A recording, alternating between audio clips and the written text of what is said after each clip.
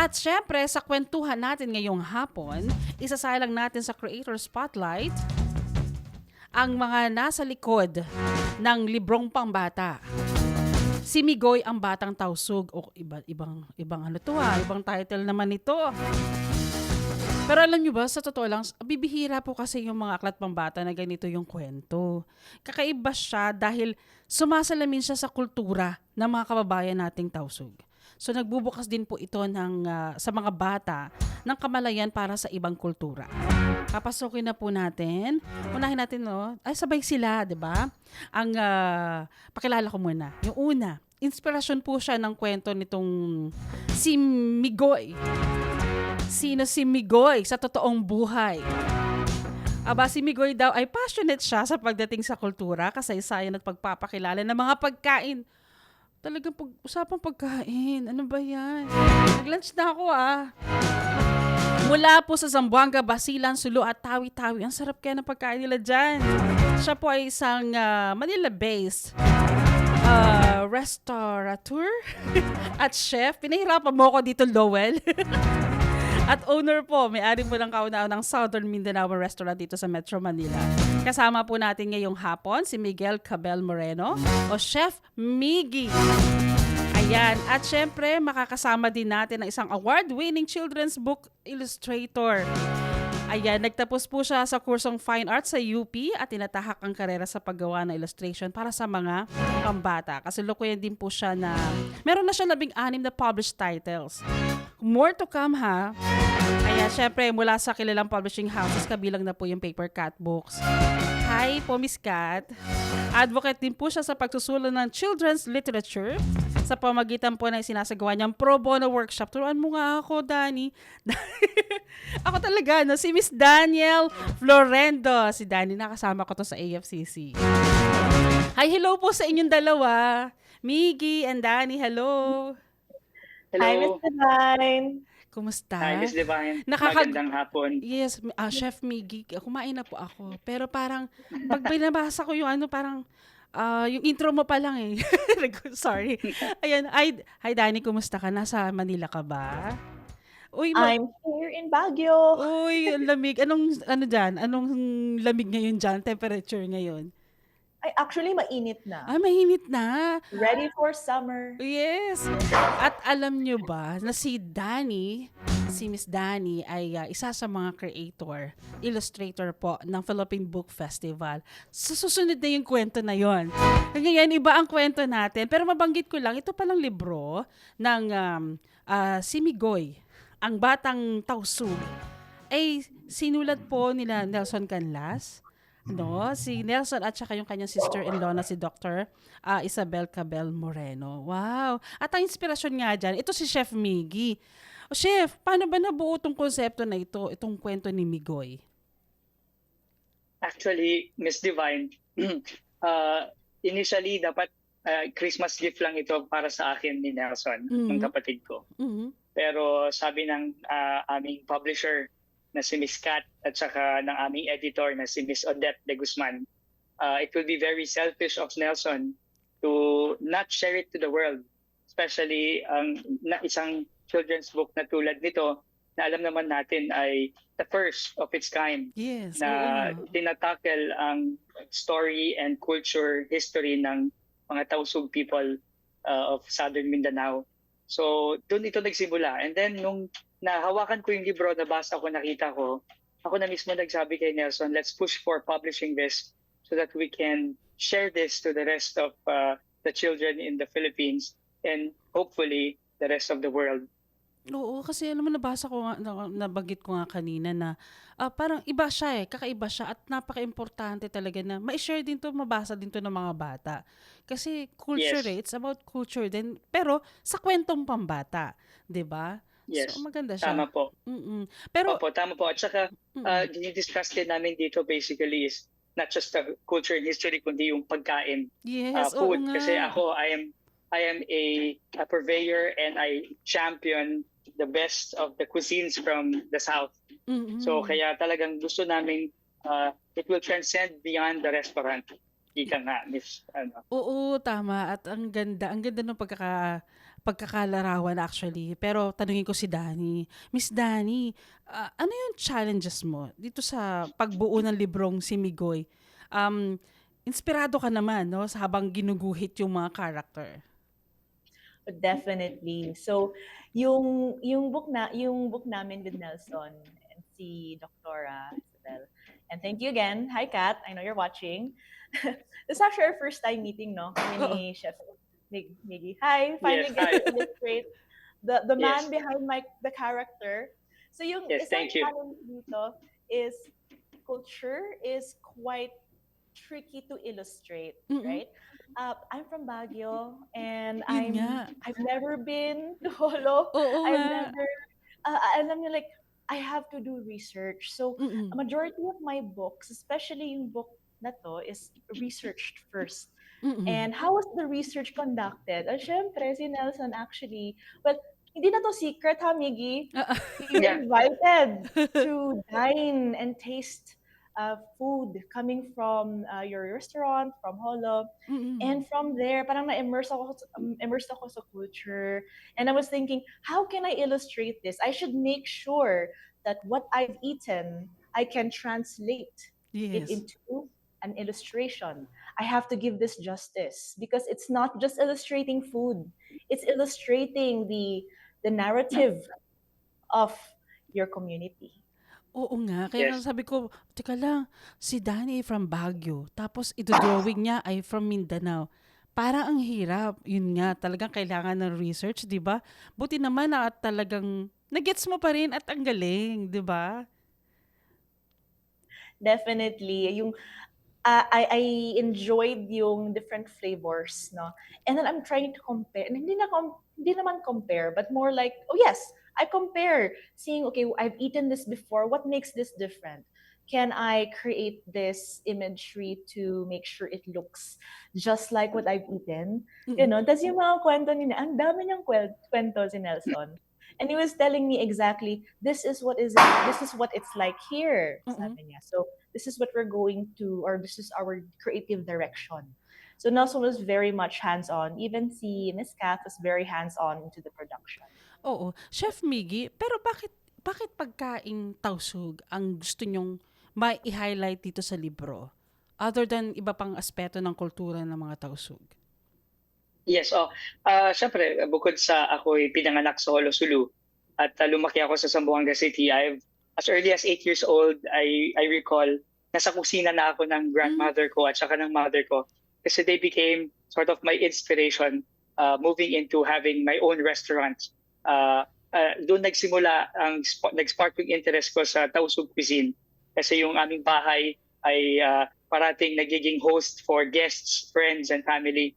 So doon namulat yung mata ko sa complexities ng pagluluto ng Tausug cuisine. And growing up, sabi ko, I wanted to share this even further because alam naman natin na when we talk about Mindanao in general, there's a lot of negativity that Mm. comes from speaking about it. No? And I wanted to change that narrative and I wanted to change that perspective. At sabi ko, what better way to do this if not through food? Kasi alam naman Mhm. natin that food will always bring people together. And Yes. it is through food that we get to understand people and how they are. So kaya I really wanted to champion it. Kaya nagbukas kami ng restaurant dito sa Metro Manila in 2017, yung Palm Grill nga sa Tomas Morato. Kasi we wanted to introduce this and to change people's idea of what Mindanao is in general. Mhm. So thank God with 2 years of the pandemic and coming into our 8 years, we are still very happy to be able to do this. And right now, to work with incredible people like si Miss Dani, we know she's award-winning. She did an excellent job work in illustrating this book. Of course, aking partner na si Nelson Canlas, aking sister na si Isabel. And without our ever dependable publisher na si Kat at ang aming editor na si Miss Odette de Guzman. Talagang we put our heart and soul into this book. Kaya sobrang excited kami na i-share ito sa mga kabataang Pilipino. Okay, ang galing. Pero, Danny, para kasi ang hirap, ano, gawing makatotohanan yung pag-i-illustrate mo. maliban sa talaga kailangan mo pa ng research, may iba pa bang challenges kang pinagdaanan habang ginuguhit mo siya? At uulitin mo pa ba yung ganitong klaseng pag-i-illustrate? So, yung challenge really has to go for the research, especially yung back and forth conversations and collaboration. So collaboration is very, very important. Mm-mm. So we've collaborated with a lot of researchers din and collaborated siyempre with Nelson, even books, going through a lot of books. That was the bulk of our work. Mhm. Yung isa pang challenge has to be yung language, actually. Yes. It's a good thing that the language is in English and in Filipino, but then we have the third language. It's being presented sa book. Mm-mm. And why was I very particular sa language? It's because I wanted to see kung mata-translate siya in a visual manner. Because language is a Mm-mm. very tricky part of translating also. Yes. Especially that one is not exactly like the other. So when we were trying to lay out, and I was trying to give the hierarchy of languages or trying to give a parang mock layout of my text, I should make sure na lahat ng text should be given a proper respect in the entire book. Sa mga illustrators, we do mock layouts din just to see where the illustrations would go into. Yung Mm-mm. kay Migoy, I love that I was given more freedom not to really see where I can put yung texts. So Ms. Kat actually helped me and si Nelson helped me in determining where I could put the text to make it more fun, to make it more vibrant. So there was more play Mhm. in this entire production.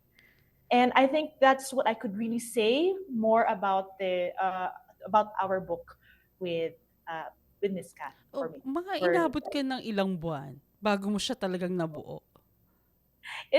maybe took me about a month, 1 month Wow, of mabilis. production. Yes, Ang oo. bilis. Yung mga books ko po is actually mostly on culture. So I have a Mm-mm. collection of books about culture around the Philippines. This is my first book about the Tausug community, Mhm. and I'm really happy that I was given the opportunity for this. So with every book about culture comes its own challenges, but this one I had more fun because it talks about food, and food is just one of those topics na gusto kong illustrate. Ganda ng Yes. food illustrations, diba? Oo, ayun. Pero Chef Miggy, ano naman yung mensahe talaga na nais na maibahagi ng kwentong itong si Migoy, ang batang tausug? Parang ikaw to eh. Partly, it's not really a, like you say, a biography about my life, but Mm-mm. partly inspired by me. Itong libro, very simple. It's a children's book. It's supposed to teach the younger generation not to forget their roots, Mhm. especially sa food, no? At saka it's a simple story about friendship, about family that incorporates different cultures. I am a Tausug by heart. I was born in Olosulu, but I am a Roman Catholic.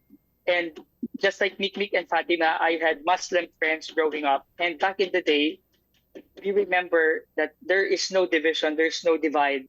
There was unity in the community that I lived in. And I would like to relive that memory and cherish that memory through this children's book. Mhm, ayun, nako, very well said. At nasa inyong pagkakataon, Chef Miggy and Danny, na imbitahan po yung ating mga tagapakinig ngayon at nanonood na ano bang meron, bakit natin dapat basahin itong si Migoy, ang batang tausug. Paunahin natin si Miss Yes, Danny. Danny, yeah. Yes. Bukod sa maganda ang illustrations nito, dahil gawa mo din. So I would really encourage a lot of children to pick up our local books, diba? Mhm. These are the stories of our people. This is the stories of who we were and who we are today. Yes. And Migoy's book, Migoy's story about food, is just one of those beautiful stories that I think a lot of children will really appreciate. Especially food illustrations and food stories. Yes. Who wouldn't be enticed, diba? Yes. I would love to oo. say more that I would love to be. I mean, I would love to say that books today, especially in the new world or the new contemporaries, there are more books in the Philippines than I have ever imagined. With the Mhm. new media coming out, new technologies coming out, diba? this new exciting ventures, books still persists and will persist for a long time, especially with the upcoming PBF. So hope we can Yes. see you all there. Yes. And Nandun ka?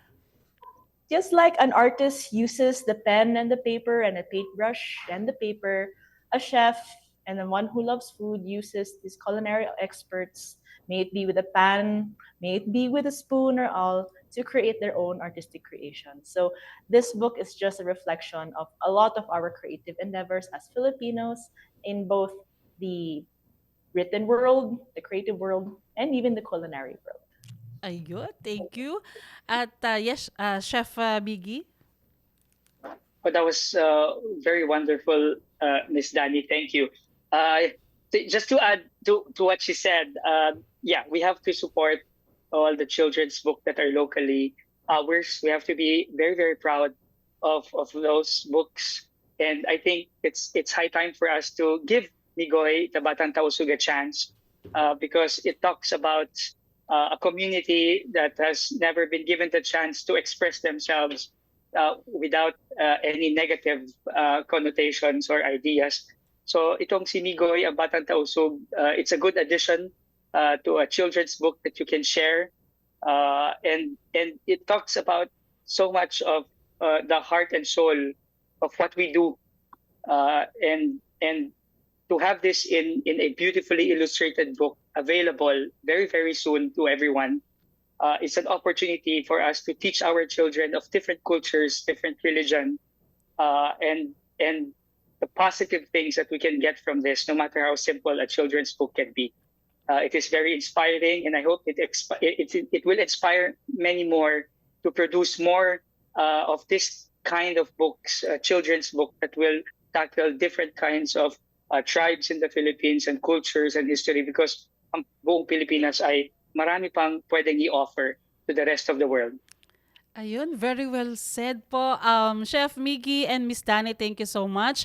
At sana ay paunlakan nyo pa rin po kami sa mga susunod na imbitasyon. Maraming po salamat at good luck kay Migoy, ang Batang Tausug. Thank you po. Maraming salamat sa opportunity ito po.